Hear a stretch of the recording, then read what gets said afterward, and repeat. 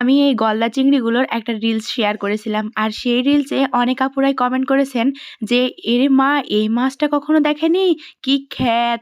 তো আসসালামু আলাইকুম সবাইকে। আশা করি সবাই অনেক ভালো আছেন। আলহামদুলিল্লাহ আমরা অনেক ভালো আছি। আমার বড় হয়ে ওঠা একটি ছোট্ট গ্রামে। যেহেতু আমি আমার মামার বাড়িতে বড় হয়েছি, তারপরেও আমার মামা নানিরা কখনো আমার কোনো ইচ্ছা অপূর্ণ রাখেনি জানেন। এই আপুটা কমেন্টে বলেছিলেন যে, "কি খ্যাত! এই মাছটা কখনো দেখেনি?" হ্যাঁ আপু, আমরা সে গ্রামেরই খ্যাত। কারণ আমি এই মাছ কখনোই দেখিনি। আপনাদের ভাইয়া সেদিন বাজারে গিয়ে এই মাছটা কিনে এনেছিল।